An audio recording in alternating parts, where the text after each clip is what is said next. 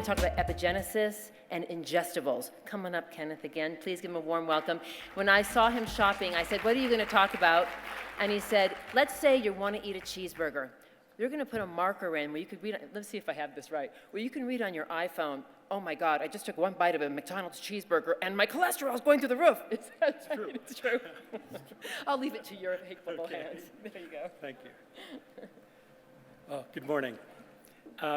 What I'm going to do is really start where I left off yesterday. And we looked at what we've done in the past with the CHIP, the Corporate Health Improvement Program, and really move forward. See, these slides are, you've seen, oh, okay. What I want to emphasize is to reiterate something that I said yesterday, which is we are a research program between the University of California School of Medicine and the University of Arizona School of Medicine. We work with all academic medical centers. So marketing and sales is literally prohibited. We can't do that. So what we do is do research, and we let the outcomes speak for themselves.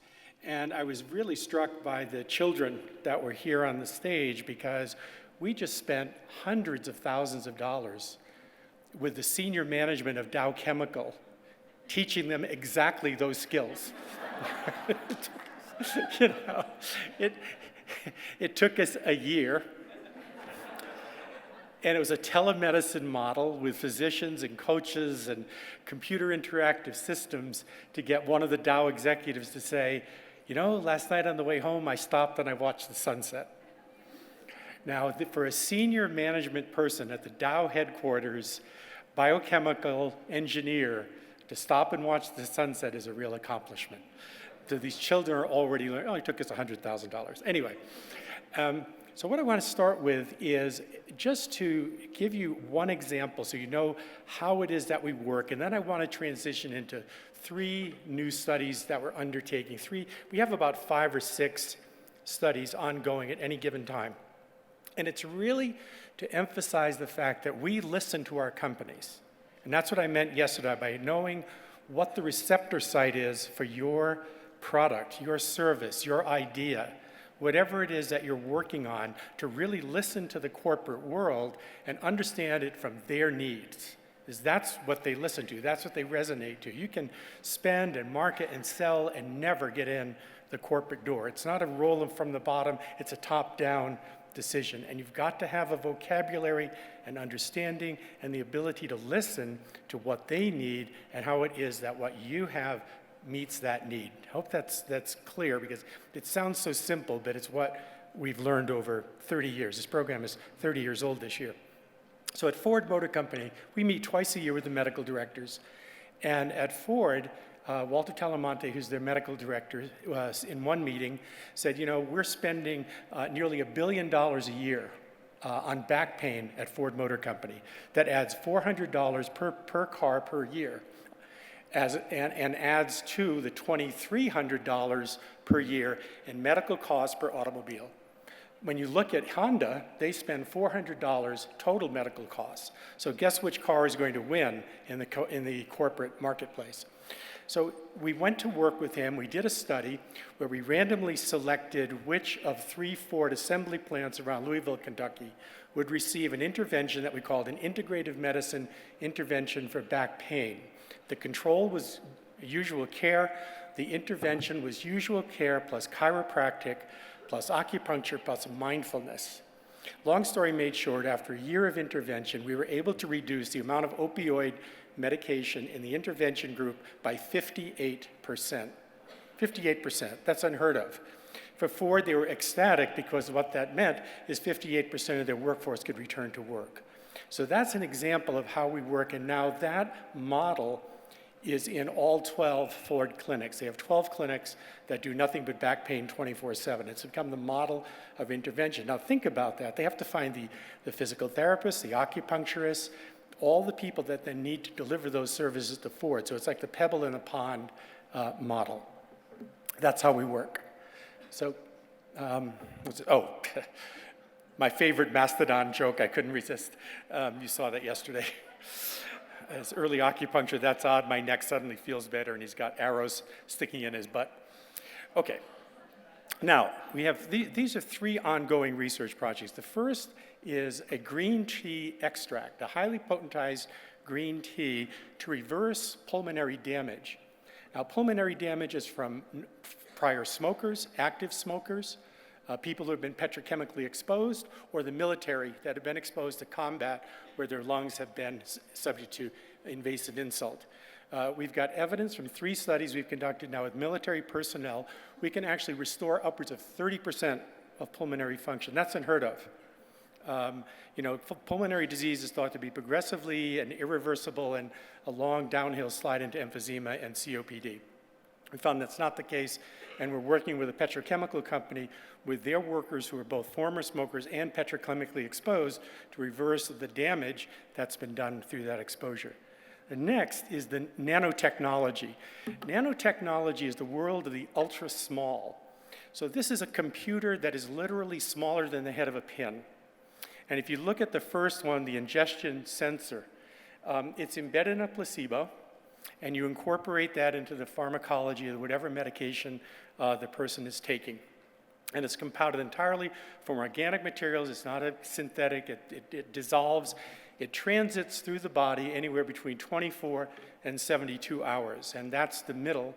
What it senses during that transit time is upwards of 50 biological functions. So this is the cheeseburger example.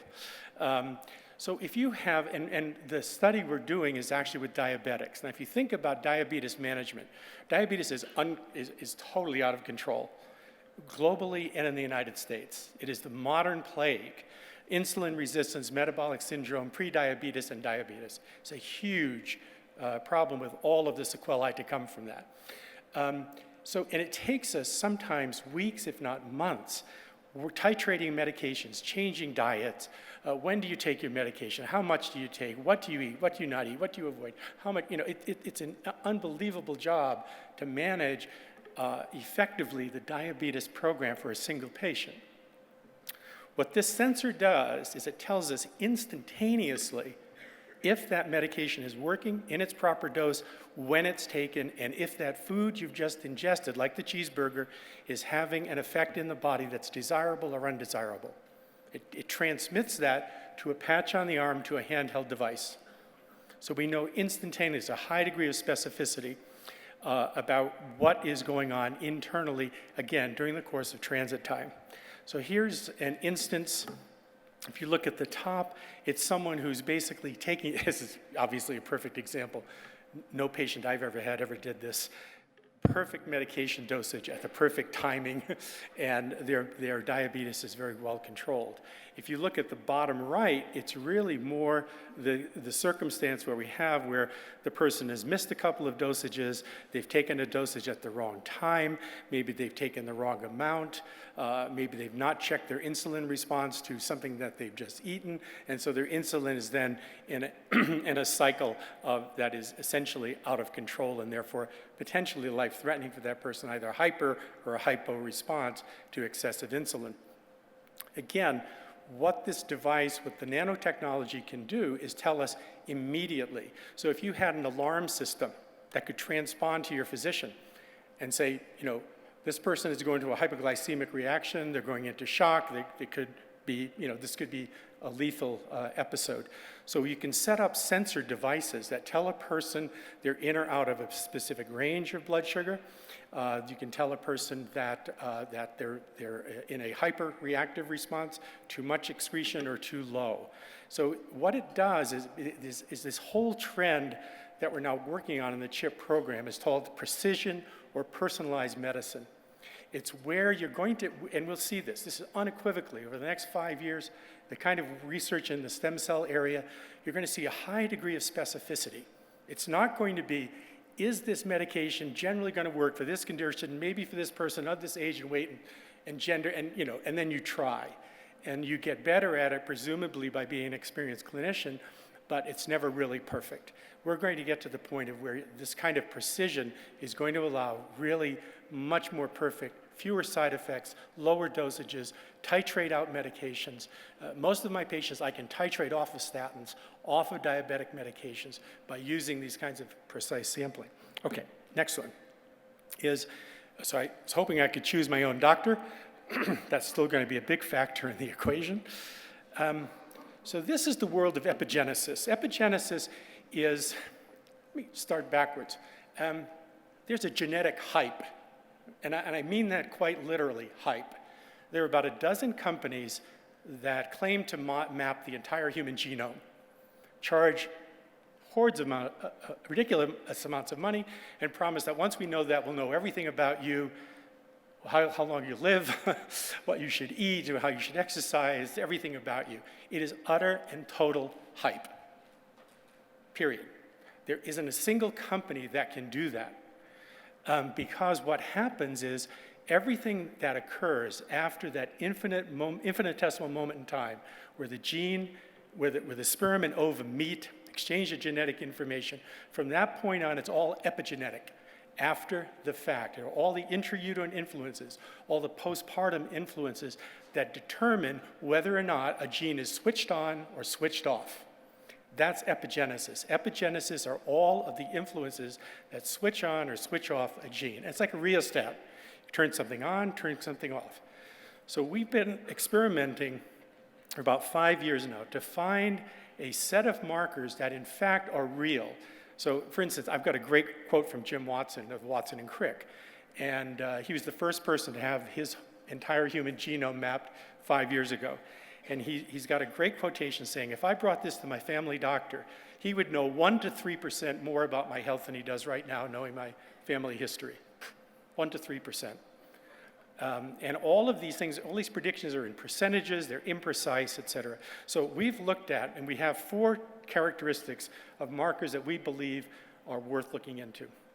They're stable from time 1 to time 2. So we've taken the same blood from the same person to the same lab, time 1, time 2, and gotten back 2 totally different results.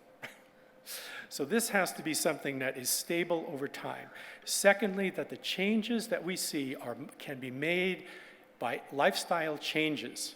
There are about 30 or 40 markers of the 2,400 that seem to fall within this category. There are probably fewer. We're going to try to get this down to about 20 markers, and we're doing a study right now to get it down to those 20 that are changeable by lifestyle, meaning the pharmacology, the environment, stress, diet is a huge influence on genetic expression. Exercise, all of these things that in fact will turn on or turn off the genes. The third is that the changes can be detected in a maximum of 10 to 12 weeks. Most things in the human body change in about 10 to 12 weeks. It's kind of a regenerative cycle. We learn, our central nervous system learns in 10 to 12 week intervals. So there's something magical about this time, or in a matter of hours. Most of these epigenetic changes literally happen in a matter of hours. Last, they're commercially available, because if we have to test and they're not available, what can we do? So here are the 7 pillars. These are 7 basic pathways in the human body. Every human body functions on these 7 basic pathways. There are genes that govern each of these pathways. We can turn on or turn off the genes that govern these pathways. Each of these will lead to states of health or illness. So if you have, as an example, inflammation, acute inflammation you want. If you cut yourself, you need acute inflammation to heal that wound. What you don't want is an elevated CRP for heart disease. You don't want a chronic CRP elevation, which leads to precancerous cell division, which leads to heart disease, et cetera. The inflammation is governed by and large by antioxidants. So if you think about the Mediterranean diet, which I think is probably the single diet that has the most basic research underlying its efficacy. And we see that when we have people on a Mediterranean diet, all of these markers begin to change in the right direction. The particular condition that we're working on in this study with 240 patients is Alzheimer's. Alzheimer's is a dreaded disease for which there is no effective cure. There's symptom modification, there's symptom management, there's no cure, because it changes all the time. And so we're using a very sophisticated array.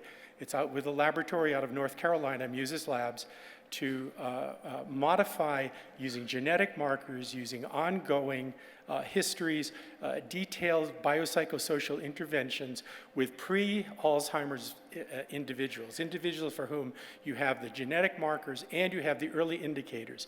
Now, why are companies interested in this? Because they have a lot of workers in their 50s, 60s who are pre-Alzheimer. When you test them, they are pre-Alzheimer's. Whether they know it or not, whether they're showing symptoms or not, the genetic markers are there and they're beginning to be manifest. If you can catch them right at that point and delay that onset, that's an astounding asset because the companies need employees. Our population of young people is shrinking. People need to live longer, be productive longer within the corporate environment. So that's their motivation. So anyway, that's that one, and I think my time is up, and what do I have here? Oh, of course, the mandatory cartoon. It says, "Oh, master, is it proper for a monk to use email?" It says, "Sure, as long as there are no attachments." Okay, so with that, thank you very much. Okay.